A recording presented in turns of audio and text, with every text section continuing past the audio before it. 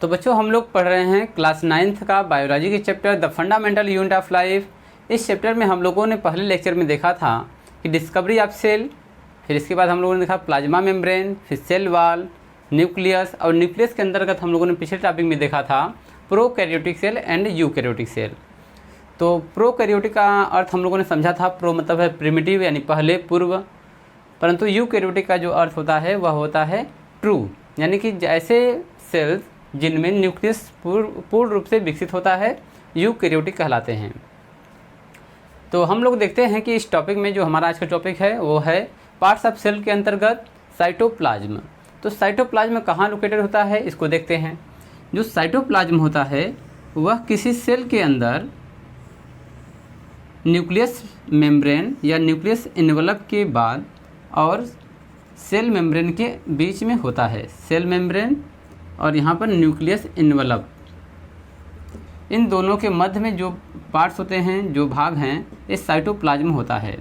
और इसी के बीच में अनेक प्रकार के ऑर्गेनिल्स भी पाए जाते हैं, कोशिकांग पाए जाते हैं। तो साइटोप्लाज्म का जो लोकेशन है वह न्यूक्लियस एनवलप और सेल मेम्ब्रेन के बीच का है।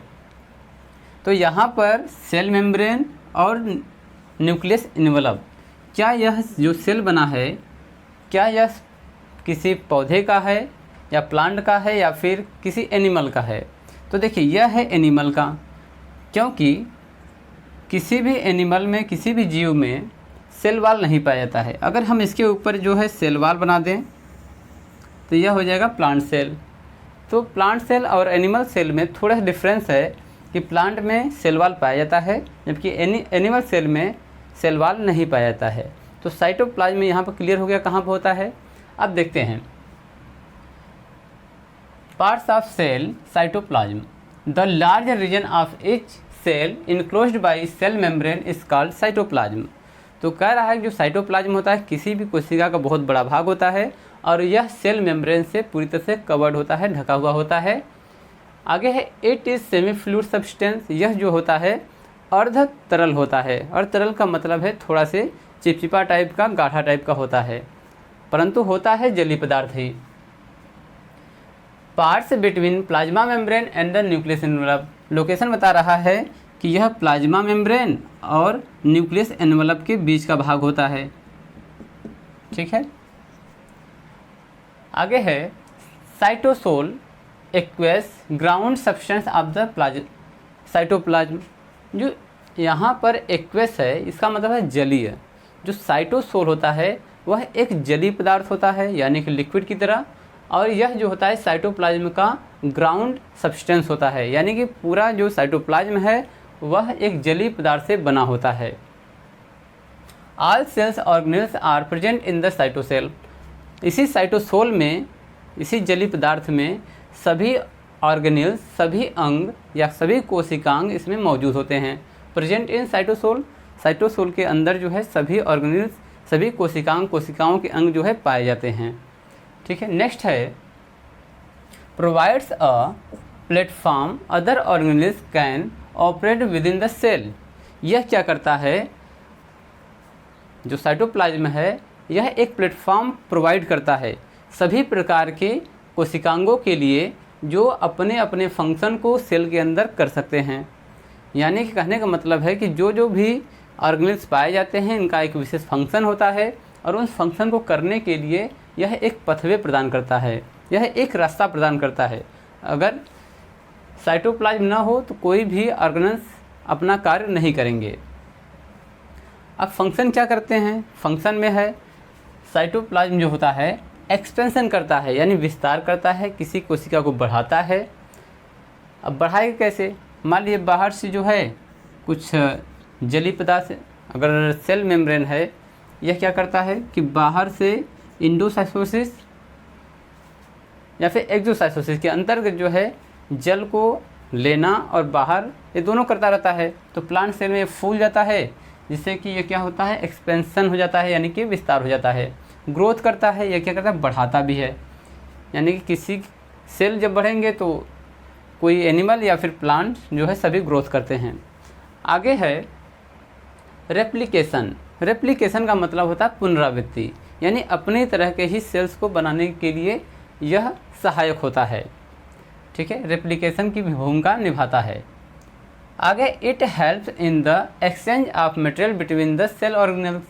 यह क्या करता है, एक पथ प्रदान करता है जिससे कि सभी कोशिकांग एक्सचेंज ऑफ द मटेरियल, अपने बनाए गए पदार्थों को क्या करते हैं, एक्सचेंज करते हैं, यानी कि आपस में बदलते हैं। बिटवीन द सेल ऑर्गेनेल्स, सभी प्रकार के कोशिकांग मटेरियल्स को आपस में एक्सचेंज भी कर सकते हैं। किसकी सहायता से, यानी कि साइटोप्लाज्म की सहायता से। साइटोप्लाज्म जो होता है पथवे होता है। It acts as a store house of the vital molecule such as the amino acid, glucose, vitamin, iron etc। इसका जो कार्य होता है मुख्य रूप से एक स्टोर हाउस का भी होता है। स्टोर हाउस का मतलब होता है कि जहाँ पर अनेक प्रकार के जो है पोषक तत्व इकट्ठा हो सकें, तो स्टोर हाउस का काम करता है।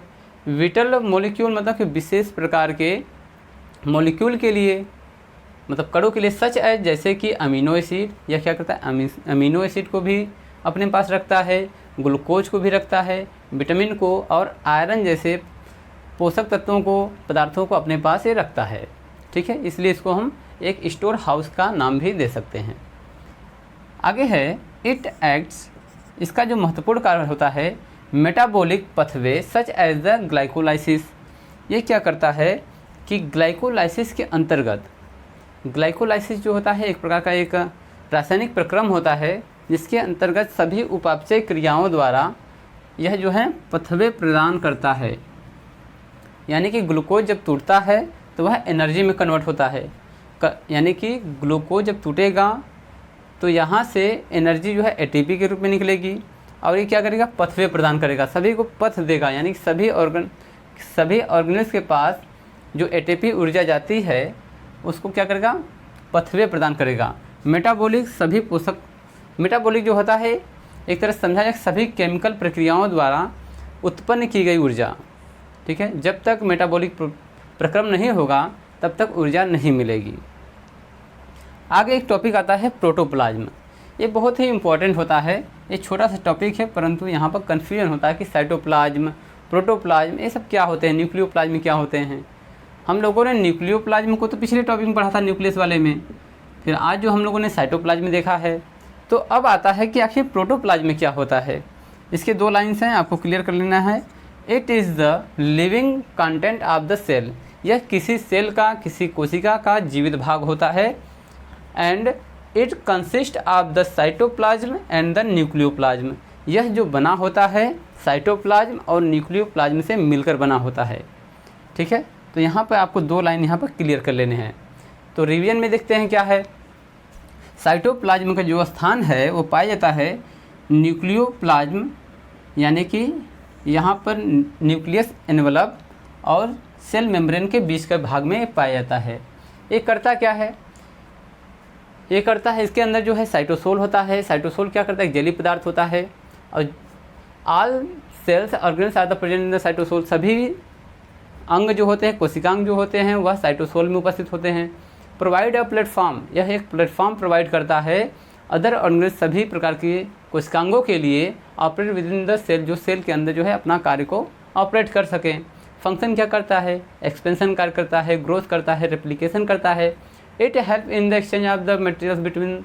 अगर साइटोप्लाज्म जो होता है यह एक पथवे प्रदान करता है ताकि यहाँ पर पदार्थों का आदान प्रदान हो सके, सभी कोशिकांगों में पदार्थों का आदान प्रदान हो सके। आगे है, it acts at the store house. यह कार्य इसका जो होता है स्टोर हाउस का भी होता है। महत्वपूर्ण जैसे कुछ कण होते हैं जैसे amino acid, glucose, vitamin, iron, इन सभी को स्टोर करके रखता है।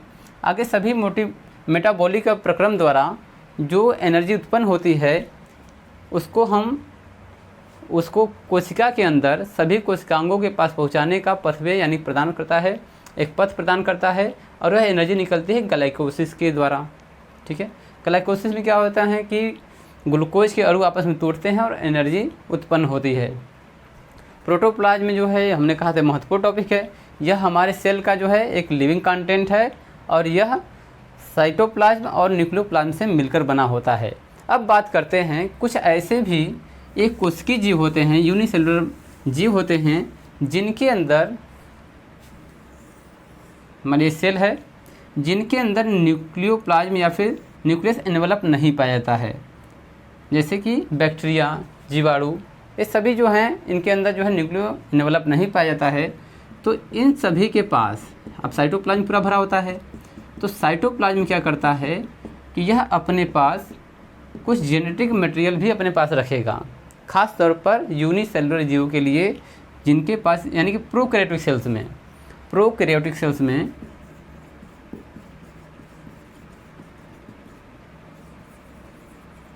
जेनेटिक मटेरियल रखेगा और ये जेनेटिक मटेरियल जो है इसी के माध्यम से पहुंचते हैं। ठीक है, अगर यह मल्टी सेलुलर जीव है या फिर यूकैरियोटिक सेल है तो जेनेटिक मटेरियल जो होता है यहाँ न्यूक्लियस के पास होता है। ठीक है, यहाँ पर ये भी डिफरेंस आपको याद रखना है। धन्यवाद।